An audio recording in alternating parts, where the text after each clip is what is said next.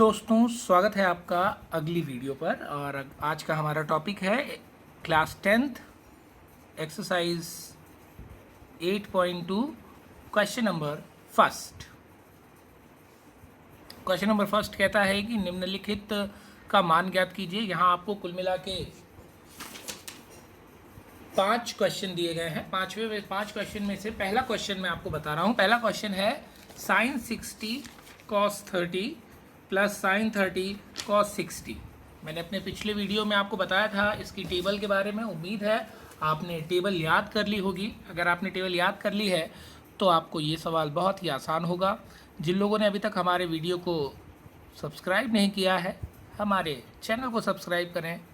अगर आपको ये वीडियो पसंद आए इसे लाइक ज़रूर करें, शेयर करना बिल्कुल ना भूलें। आइए चलते हैं अपने सवाल की ओर। Sine 60 cos 30 degree plus sine 30 degree cos 60 degree. एक बात ध्यान रखिए, अभ्यास करते रहिए। जितना ज़्यादा आप अभ्यास करेंगे आपको सफलता उतनी जल्दी और बड़ी सफलता मिलेगी। छोटे छोटे अभ्यासों के साथ जुड़े रहें। अब मैंने आपको टेबल बनवाना सिखाया था, ट्रिग्नोमेट्री की टेबल। उसमें आपको वैल्यूज़ कैसे निकाली जाए उसका शॉर्ट ट्रिक भी बताया था। उम्मीद है आपने याद किया होगा। तो साइन 60 की वैल्यू होगी √3/2।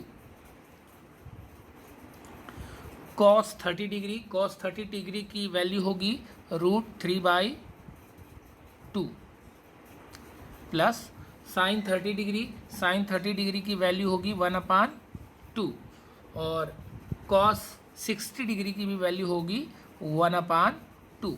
आप इसे यहाँ एक बॉक्स में ज़रूर बता दें। Sine 60 degree is equal to √3/2, cos 30 degree is equal to √3/2, sine 30 degree is equal to 1/2, cos 60 degree is equal to 1/2। इस तरह से आप फॉर्मूले को चाहें तो अलग से बता दीजिए। इसके बाद देखिए, जब दो ट्रिग्नोमेट्री थ्योरम्स के बीच में अगर कोई साइन नहीं होता है तो उसको हम मल्टीप्लाई मानते हैं। यहाँ पे इन दोनों का मल्टीप्लाई हो जाएगा तो ये √3 और √3 3 और ये हो जाएगा 4 प्लस 1/4। बड़ा ही आसान हो गया है। आपने भिन्नों के जोड़ के बारे में पढ़ा होगा। जब हर एक समान होते हैं तो हर को ज्यों का त्यों लिख दिया जाता है और उसके बाद हम अंश की संख्याओं को लिख लेते हैं। इस तरह से हमें 4/4 और ये कट गया 1, ये हमारा आंसर हो जाएगा। आप इसे इस तरह से भी लिख सकते हैं। अतः sine 60 degree into cos 30 degree plus sine 30 degree into cos 60 degree is equal to 1।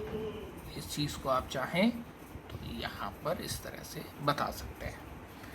उम्मीद है आपको ये वीडियो पसंद आई होगी। अगर आपको ये वीडियो पसंद आई तो इसे लाइक करना बिल्कुल ना भूलें, शेयर ज़रूर करें क्लास 10th के बच्चों के लिए। चलिए चलते हैं अगले क्वेश्चन की ओर। अगला क्वेश्चन 8.2 से ही लिया है मैंने। क्वेश्चन नंबर फर्स्ट का 4th है ये क्वेश्चन। देखिए क्या है। Sine 30 degree plus tan 45 degree minus cosec 60 degree upon sec 30 degree plus cos 60 degree plus cot 45 degree. सबसे पहले आपको बता दूं कि हमने पिछली वीडियोस में त्रिकोणमिति की टेबल बनवाई थी। आपको वीडियो के माध्यम से या आपने याद कर लिया होगा। मैं पूरी उम्मीद के साथ ये आगे बढ़ रहा हूँ कि आपने याद किया होगा। आइए चेक करते हैं आपने कितना याद किया है। जैसे मैं आपसे पूछता भी चलूँगा, आप बताते चलिएगा। 1-2 सेकंड के लिए मैं ब्रेक लूँगा, तब तक आप भी अपनी वैल्यूज़ को रिवाइज कर लीजिएगा। जैसे साइन 30 की वैल्यू होगी 1/2 प्लस tan 45 की वैल्यू होगी 1 माइनस cosec 60 डिग्री की वैल्यू होगी माइनस लगा हुआ है और 2/√3। इसके बाद अपान लगाइए।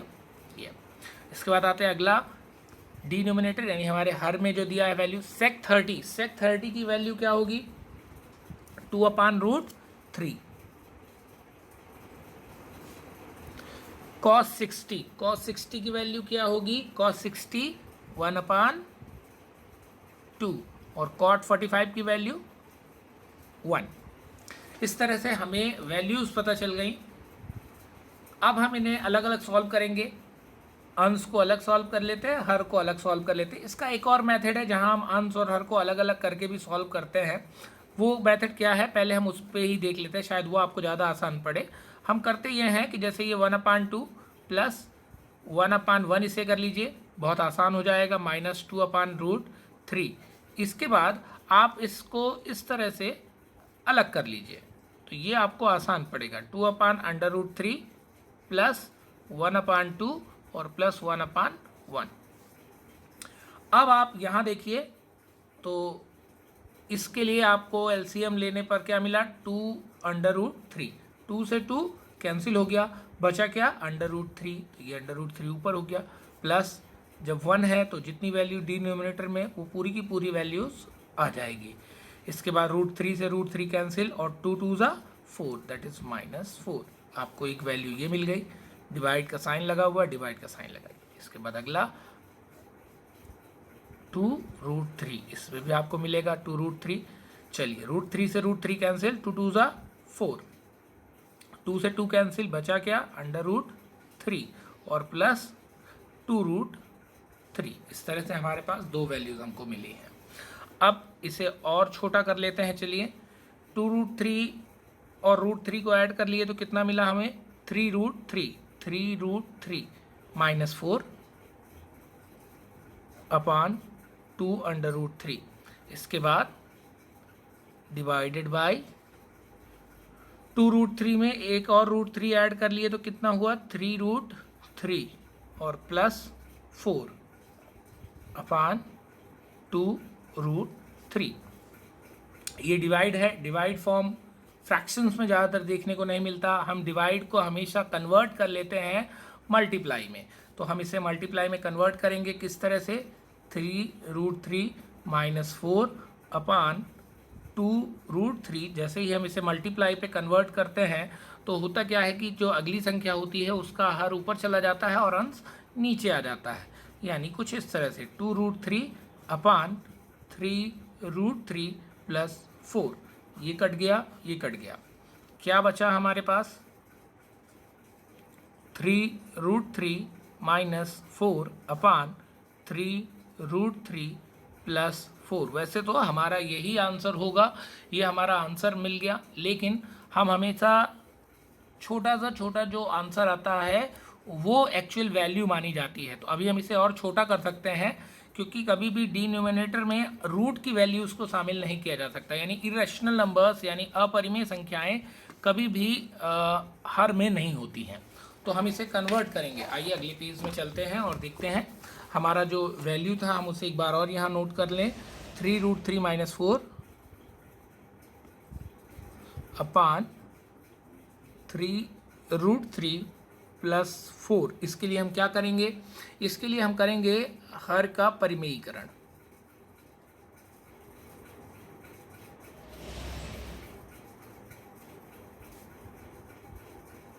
हर का परिमेयीकरण करने का मतलब क्या होता है, रेशनलाइजेशन करते हैं हम यहाँ पे। रेशनलाइजेशन का मतलब जो संख्या हमारे हर में होती है उसके मिड वैल्यू की साइन चेंज करके उसका ऊपर नीचे मल्टीप्लाई करते हैं। अच्छा, ऐसा इसलिए किया जाता है क्योंकि हम नीचे की वैल्यू से रूट हटाना चाहते हैं। आइए देखते हैं कैसे होता है। 3√3 -4 अपान 3√3 प्लस 4। अब इस वैल्यू को साइन चेंज करके 3√3 -4 अपान 3√3 -4, ऊपर नीचे इसका मल्टीप्लाई करने पे इसकी वैल्यूज़ में कोई परिवर्तन नहीं होता, क्योंकि हम इसे अगर कट कर दें तो ये उतना ही आ जाता है। आपने भिन्नों का एक नियम पढ़ा होगा कि भिन्नों में समान संख्या का अगर हम अंश और हर में गुणा करते हैं या भाग करते हैं तो उसके मान में कोई परिवर्तन नहीं होता है। अब देखिए ये दोनों सेम है तो हम इसे लिख सकते हैं 3√3 -4 का होल स्क्वायर। ये दो हैं, एक रफ में देखिए आप जानते हैं कि 2 × 2 को हम लिख सकते हैं 2 स्क्वायर, 3 × 3 को हम लिख सकते हैं 3 स्क्वायर। ठीक इसी तरह से हमने इसको भी कर दिया। ये एक स्पेशल ऑर्डर में है, ये a plus b into a minus b एक फॉर्मूला है, आपको पता होना चाहिए कि a plus b into a minus b is equal to होता है a square minus b square. तो ये इस तरह से कन्वर्ट हो जाएगा 3√3 का होल स्क्वायर माइनस 4 का होल स्क्वायर। यहाँ एक और फार्मूला हम जानते हैं, क्या जानते हैं हम कि a माइनस बी का whole square is equal to a square plus b square और माइनस 2ab होता है। तो इस तरह से हम इसमें वैल्यू पुट करते हैं, तो क्या होगा 3√3 का होल स्क्वायर प्लस 4 का whole square minus 2 into 3√3 into 4 2ab। ये इसको हमने a मान लिया, इसको हमने b मान लिया, इसको कन्वर्ट किया। तो अब देखिएगा यहाँ पे साइड पे देखें आप, इसे आपको शामिल नहीं करना है, जो हम रफ वर्क में आपको बता रहे हैं इन चीज़ों को आपको सवाल को सॉल्व करते समय शामिल नहीं करना है। 3√3 मल्टीप्लाइड बाय 3√3, सबसे पहले 3 × 9 और √3 का मल्टीप्लाई हो गया तो 3 हो गया, वो टोटल क्या हो गया 3, 27 माइनस 16। अभी हमने इसकी वैल्यू निकाली है 27 प्लस 16 और माइनस 2 3 × 6 6 4 × 24√3 अपान इसको माइनस कर देंगे तो 11 आएगा। 7 में 6 गया 1, 2 में 1 गया, दोनों को ऐड किया हमने तो हो गया 43 माइनस 24√3 अपान 11। ये आपका फाइनल आंसर हो गया। अगर आपको ये वीडियो पसंद आई हो तो इसे लाइक करना बिल्कुल ना भूलें। वीडियो के अंत में कमेंट बॉक्स में अपनी राय जरूर रखें। धन्यवाद। क्वेश्चन नंबर 3, सबसे पहले देखते हैं क्वेश्चन क्या है। क्वेश्चन है यदि tan a plus b is equal to √3 तथा tan a minus b is equal to 1/√3 हो तो a और b का मान बताना है, जहां a plus b is greater than 0 and less than equal to 90 होगा। तो आपको यहाँ पे a और b का वैल्यू फाइंड आउट करना है। तो सबसे पहले आप देखिए आपको दिया क्या है, आपको दिया गया है कि tan a plus b is equal to √3। आपको ये बताना, आपको दोनों तरफ की वैल्यूज़ को इक्वल करना है। आप ये बताइए कि कौन सा वैल्यू tan का √3 के इक्वल होता है। तो अगर आपको टेबल लर्न होगी तो आप बड़ी आसानी से बता सकते हैं कि tan a plus b is equal to, हम इसे लिख सकते हैं tan 60 डिग्री,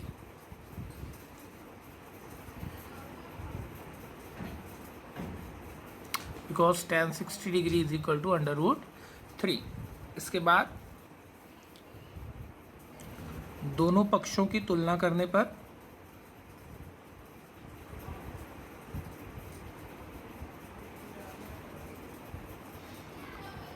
tan से tan कैंसिल हो जाएगा, हमें क्या मिलेगा a plus b is equal to 60।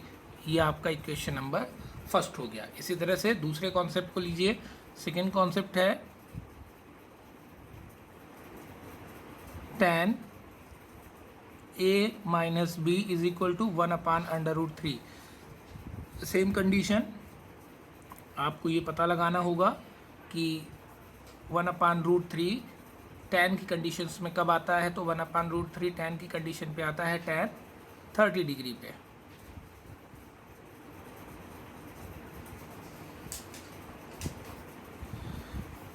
एक बार फिर दोनों पक्षों की तुलना करने पर